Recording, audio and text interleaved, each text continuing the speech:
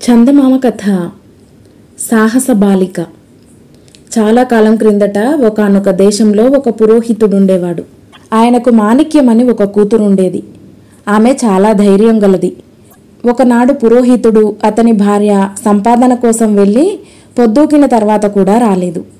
సూర్యాస్తమయమైన కొంతసేపటికి మాణిక్యం స్నానం చేద్దామని స్నానాల గదిలోకి వెళ్ళి అక్కడ నీళ్ల కాగు వెనుక ఎవరో దొంగ ఉన్నట్టు పసిగట్టింది.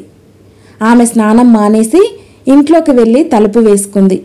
మరి కాస్త చీకటి పడ్డాక దొంగవాడు స్నానాల గదిలో నుంచి వచ్చి ఇంటి వాకిలి తలుపు తట్టి చిన్న గొంతుతో అమ్మాయి అని పిలిచాడు. తండ్రి పిలిచాడని మాణిక్యం తలుపు తీస్తుందని వాడి ఉద్దేశం. తలుపు సందుల్లో నుంచి దొంగను చూసిన మాణిక్యం, తలుపు గడియ బిగుసుకుంది నాన్న, ఆ పక్క కిటికీలో నుంచి దూరి వచ్చి గడియ తీయి అన్నది. తన యుక్తి పారినందుకు సంతోషించి దొంగవాడు పక్క కిటికీ దగ్గరికి వచ్చేలోపుగా మాణిక్యం కిటికీ దగ్గర గండ్రగొడ్డలితో నిలబడి వాడు కిటికీలో నుంచి తలదూర్చగానే ఒక్క పెట్టు పెట్టింది. తర్వాత మాణిక్యం దొంగవాడి మొండాన్ని తునకలుగా నరికి తలను అవయవాలను వేరువేరు గోతాలలో పెట్టి మూతులు కట్టింది. ఆ తర్వాత దీపం ఆర్పేసి కూర్చుంది. మరికొంతసేపట్లో దొంగవాడి అనుచరులైన మిగిలిన దొంగలు వచ్చి తలుపు తట్టారు. మాణిక్యం తలుపు వద్దకు వచ్చి రహస్యంగా ఎవరు అని అడిగింది. పని ముగిసిందా అని వాళ్ళు రహస్యంగానే అడిగారు. పని ముగించాను, పక్క కిటికీ దగ్గరికి వస్తే మూటలు అందిస్తా అని మాణిక్యం రహస్యంగానే చెప్పింది. దొంగలు మాణిక్యం గొంతు తెలుసుకోలేకపోయారు. పక్క కిటికీ దగ్గరికి వచ్చారు. మాణిక్యం వారికి మూటలు అందించింది. ఇక రా పోదాం అన్నారు దొంగలు. వంటిల్లు కూడా చూసి నేను మీ వెనకే వస్తా, మీరు ముందు నడుస్తుండండి అన్నది మాణిక్యం. ఆలస్యం చేసేవు అంటూ దొంగలు వెళ్ళిపోయారు. పొద్దుపోయి తల్లిదండ్రులు రాగానే మాణిక్యం వారితో జరిగినదంతా చెప్పింది. వాళ్ళు తమ కూతురి ధైర్య సాహసాలకు సంతోషించారు. కానీ మిగిలిన దొంగలు పిల్ల మీద పగ తీర్చుకుంటారేమోనని మాత్రం వాళ్ళు భయపడ్డారు. ఈలోపుగా దొంగలు అడవిలో ఉన్న తమ మేడ చేరుకొని మూటలు విప్పి తమ అనుచరుడికి జరిగిన ఘోరం తెలుసుకున్నారు. ఇదంతా ఆ పురోహితుడి కూతురి పని, దాని పని పట్టించాలి అనుకున్నారు. మర్నాడు అందరూ మంచి మంచి దుస్తులు వేసుకొని పుల్లయ్య అనే వెర్రివాడికి గొప్పగా అలంకారాలు చేసి అందరూ బయలుదేరి పురోహితుడింటికి వెళ్ళారు. ఏమండి, మీ ఇంట పెళ్లి కావలసిన పిల్ల ఉందని చెప్పారు. ఉంటే మా వాడికి చేసుకొని బోలెడంత నగ కట్టు పెడతాం, పెళ్లి ఖర్చులు కూడా మేమే పెట్టుకుంటాం అన్నారు దొంగలు పురోహితుడితో. పురోహితుడు సంతోషించాడు. ఖర్చు లేకుండా పిల్ల పెళ్ళైపోతుంది. వియ్యాల వారు ధనికులుగా కనపడ్డారు. దొంగలు పిల్ల మీద పగ సాధించేలోపుగా పిల్లని అత్తవారింటికి పంపేయటము మంచిదే. ఇవన్నీ ఆలోచించి పురోహితుడు సరేనన్నాడు. వీళ్ళ వాలకం చూస్తే వీళ్ళే నిన్న వచ్చిన దొంగలల్లే ఉన్నారు నాన్న అని మాణిక్యం తండ్రితో అన్నది. కానీ మాణిక్యం తల్లిదండ్రులు కోప్పడ్డారు. పిచ్చిగా మాట్లాడకు, దొంగలెక్కడన్నా ఇంత మంచి బట్టలు వేసుకుంటారా, నగలు పెడతారా అన్నారు వాళ్ళు. ఆ పూటే పెళ్ళయింది. సాయంకాలం పెళ్లివారు పెళ్లి కూతురుతో సహా తరలి వెళ్లారు. చీకటి పడేసరికల్లా వారు అడవిలో తమ మేడ చేరుకున్నారు. హంతకిని ఇప్పుడే చంపేద్దాం అన్నారు కొందరు దొంగలు.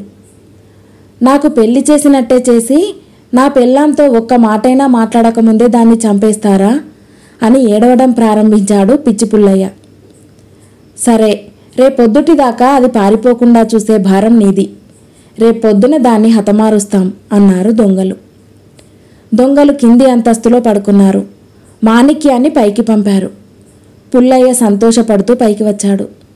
అతడు రాగానే మాణిక్యం, అబ్బా, ఈ మేడలో ఎంత ఉక్కగా ఉన్నది, గాలే రావటం లేదు అన్నది. అమ్మో, నువ్వు బయటికి పోవటానికి వీల్లేదు, వాళ్ళు చంపేస్తారు అన్నాడు పుల్లయ్య భయపడుతూ. నా మొగుడివి కదూ, ఎలాగైనా తోటలో ఒక్క పావుగంట సేపు తిరిగి రాని అన్నది మాణిక్యం. పారిపోవటానికా, నాకు తెలుసులే అన్నాడు పుల్లయ్య. నీకంత అనుమానమైతే నా నడుముకు మోకు కట్టి కిటికీలో నుంచి దించు, కాసేపు గాలి మేసి తాడు గుంజుతాను, పైకి లాగయ్యి అన్నది మాణిక్యం. ఈ ఉపాయం పిచ్చి పుల్లయ్యకు నచ్చింది. వాడు మాణిక్యం నడుముకు తాడు కట్టి కిటికీ గుండా కిందికి తోటలోకి దించాడు. మాణిక్యం కింద దిగుతూనే తాడు ఊడదీసుకుని దాన్ని ఒక మేక నడుముకు కట్టి పారిపోయింది. మేక గడ్డి మేస్తూ అటూ ఇటూ తిరగటంలో పిచ్చి పుల్లయ్య చేతిలో తాడు బిగుసుకున్నది. వాడు దాన్ని పైకి లాగసాగాడు. మేక మే మే అని అరవసాగింది. ఇష్, ఊరుకో, ఏమిటా మేకార్పులు? వాళ్ళు వింటే నిన్ను నన్ను తంతారు అన్నాడు పుల్లయ్య. కానీ మేక ఇంకా గట్టిగా అరవసాగింది.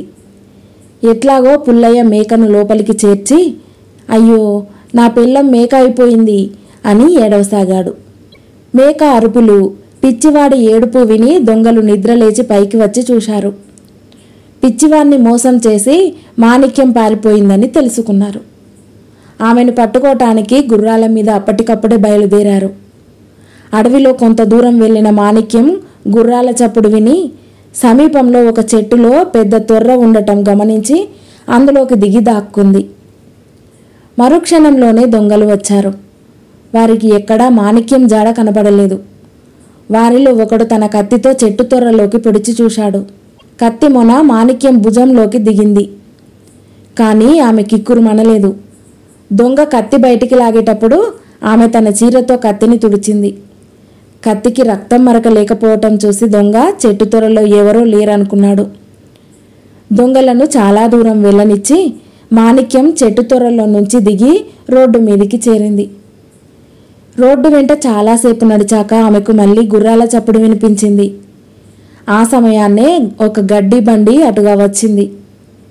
చిన్నాన్న, చిన్నాన్న, దొంగలు తరుముతున్నారు, నన్ను గడ్డిలో దాచవు అన్నది మాణిక్యం బండివాడితో. బండివాడు మాణిక్యాన్ని బండి వెనక భాగంలో గడ్డిలో దాచి ఏమీ ఎరగనట్టు బండి తోలసాగాడు. ఇంతలో దొంగలు రానే వచ్చారు. బండివాణ్ణి అటకాయించి, ఇటుగా ఎవరైనా పెళ్లి కూతురు వచ్చిందా అని అడిగారు. నేను చూడలేదే అన్నాడు బండివాడు అమాయకంగా.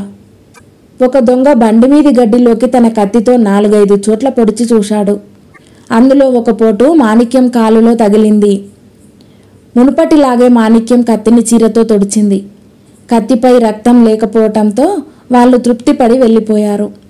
ఎలాగైతేనేం మాణిక్యం దొంగల బారి నుండి తప్పించుకొని తూర్పు తెల్లవారే వేళ తండ్రి ఇల్లు చేరుకుంది. కుమార్తెను చూసి తండ్రి నిర్ఘాంతపోయాడు. ఏమే అమ్మాయి, ఇలా వచ్చావు? నీ భర్త ఏడి? ఒక్కతేవే వచ్చావేం? ఒంటి నిండా రక్తపు మరకలేమిటి అని పురోహితుడు ప్రశ్నల వర్షం కురిపించాడు.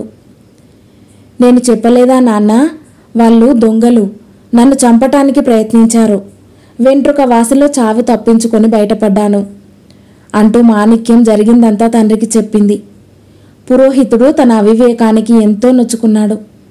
ఇప్పుడైనా మనకు క్షేమం లేదు, నన్ను భద్రంగా దాచు, దొంగలు నా కోసం వస్తారు. వాళ్ళు దొంగలని నీకు తెలిసినట్టు కనబడకుండా ఉపాయంగా వాళ్లను రాజభటులకు పట్టివ్వు అన్నది మాణిక్యం. పురోహితుడు మాణిక్యాన్ని భోషానం పెట్టెలో దాచి ఊళ్ళో ఉన్న సర్దారు దగ్గరికి పోయి జరిగినదంతా చెప్పి, అయ్యా, తమరు మారువేషాలలో 20 మంది భటులను పంపండి, నేను తమకు దొంగలను పట్టిస్తాను అన్నాడు. మామూలు దుస్తులతో కొందరు రాజభటులు పురోహితుడి ఇంటికి వచ్చి తివాసీలు పరుచుకొని విశ్రాంతిగా కూర్చొని తమలో తాము కబుర్లు చెప్పుకోసాగారు. ఇంతలో గొప్ప దుస్తులు వేసుకొని గుర్రాల మీద దొంగలు దిగారు. వారిని చూడగానే పురోహితుడు సంతోషంతో లేచి వచ్చి, దయచేయండి, దయచేయండి, వియ్యాలవారు వచ్చారు, కాళ్ళు కడుక్కునేందుకు నీళ్లు పట్టుకురావే అంటూ మర్యాదలు చేశాడు.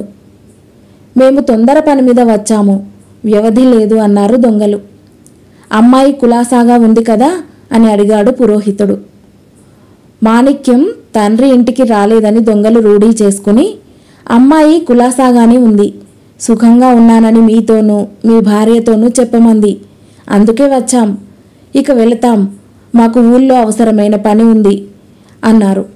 ఇంటిదాకా వచ్చి భోంచేయకుండా పోతే ఊరుకునేది లేదు, ఒక్క ఘడియలో వంట కూడా అయిపోతుంది, లోపలికి దయచేయాలి అని పురోహితుడు నిర్బంధించాడు. గత్యంతరం లేక దొంగలు ఇంట్లోకి అడుగుపెట్టారు. అక్కడ తివాసీల మీద కూర్చొని ఉన్న జనం దొంగలకు కనిపించారు. వీరంతా ఎవరు అని దొంగలు పురోహితుణ్ణి అనుమానంగా అడిగారు. అమ్మాయి పెళ్లి సంగతి తెలిసి చూడవచ్చిన మా బంధుజనం లేండి అంటూ పురోహితుడు దొంగలను వారికి చూపి, వీరే మా వియ్యాలవారు అన్నాడు. మరుక్షణంలో రాజభటులు దొంగలను చుట్టుముట్టి ఒక్కరిని కూడా పోనివ్వకుండా పట్టి బంధించి తీసుకుపోయారు. తర్వాత మాణిక్యం సర్దారుకు అడవిలో దొంగల ఇల్లు చూపించింది. అక్కడ వాళ్ళు దాచిన ధనం దొరికింది. అందులో కొంత మాణిక్యానికి సర్దారు బహుమతి చేశాడు. కథ సమాప్తం.